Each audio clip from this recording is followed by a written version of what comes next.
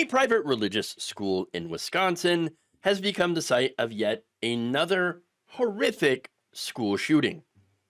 Madison police received a call on Monday from a second grader at the Abundant Life Christian School that there was a shooter. I mean, just imagine a second grader knowing what they have to do when it comes to a school shooter. This is the country that we live in, where children are being taught active shooter drills, and so this is what happens. Now, when police arrived at the scene, they found a suspect, 15-year-old female student named Natalie Rupnow, with a self-inflicted gunshot wound. She died on the way to the hospital. She left a teacher dead, one wounded, a student also killed, 6 others were wounded, 2 are in critical condition. And so that's what she left in her wake. Here we are, another school shooting. This is, 83? At least 83 school shootings this year. Just school shootings. Mass shootings is like over 300. All right. And while this is no longer shocking, surprising, whatever, what makes this one different from some of the others, or most of the others, is that in this case, the shooter is female. So when it comes to mass shootings, about 5% of all mass shooters are women. So this doesn't happen very often. Okay.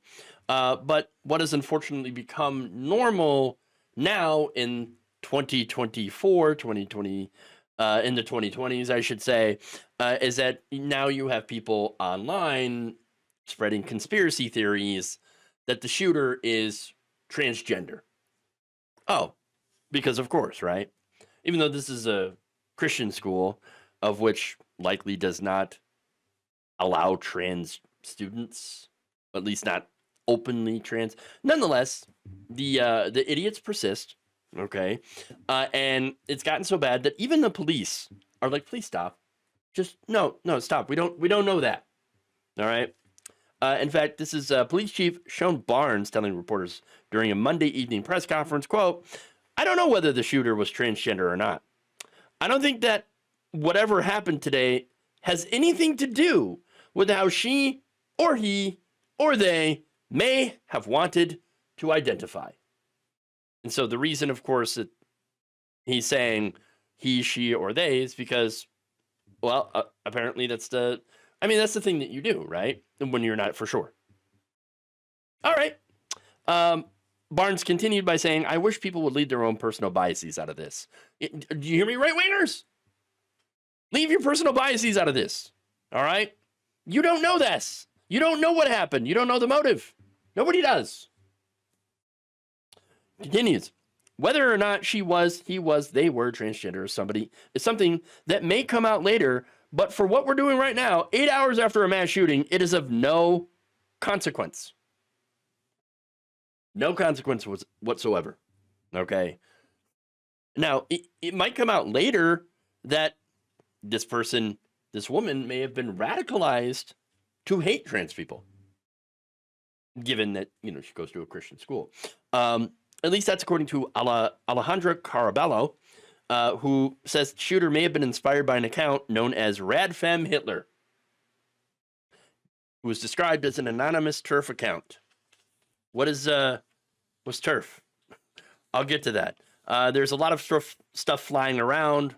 Obviously, there is a manifesto, but we don't know the details.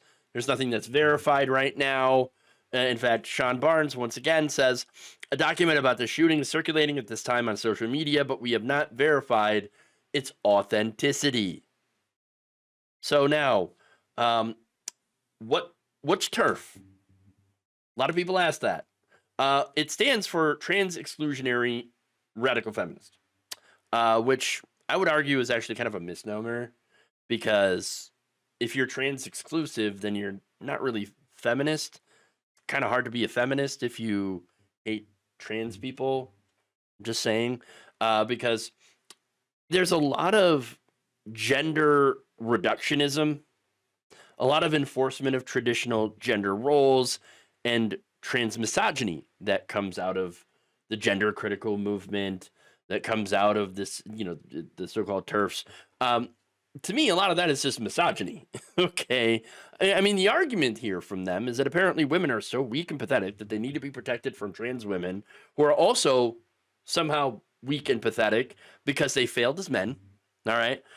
Because men are so amazing and strong and handsome and awesome. Therefore, trans women are somehow also, while still being weak, because they couldn't make it as men, but they're also inhumanely strong compared to these very weak women, right? And so what you get from that is the men have to step in and protect them and put these women back in their place, normally in the kitchen or just to be broodmares.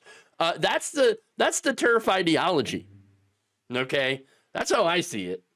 There's no logic there. There's a lot of, there's no logic there. I mean, it's very simple. It makes no sense. And it ends up being anti-women. That's why I often say that, trans misogyny is misogyny with extra steps. That's it.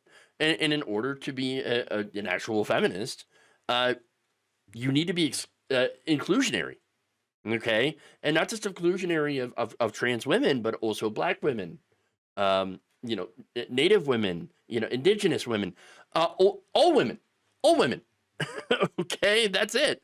Intersectional feminism. That's the only way to really do feminism right. But anyway, here's the thing, though. We don't know the motive.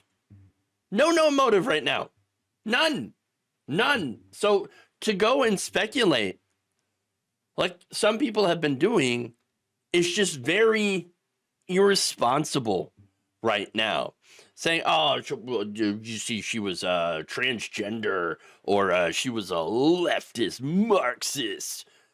She was a teenager and troubled.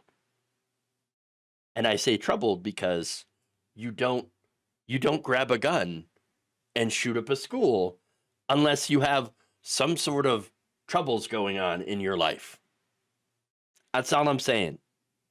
And I think, by the way, I think that should be the main concern here. Getting the gun. How did she get the gun? How? Where? I don't know. Was it her father's? I saw some of that, but I can't verify that yet. So that's the question. Where did she get it? And the bigger question is, what can be done to prevent this from happening elsewhere? I read that the school, has shooter drills, has surveillance. But they don't have metal detectors. Shouldn't need those in schools. But this is where we're at, because the gun lobby will not do anything to prevent weapons from falling into the hands of who knows who. Okay. But anyway, regardless of your stance on that, we should be asking, at least having that conversation, asking those questions, instead of what's going on now, which is allowing the right wing to turn this into yet another front in their nonsense culture wars against transgender people, who make up like 1% of the population. And somehow, according to them, they're doing all of the mass shootings, not just some of them, all of them. No, if anything, it just shows how obsessed they are with a relatively small and powerless group of Americans who are just doing their best to try to survive. Thank you for watching. If you enjoyed this video, please like, share, subscribe, hit the bell icon in order to get notified whenever a new video is released.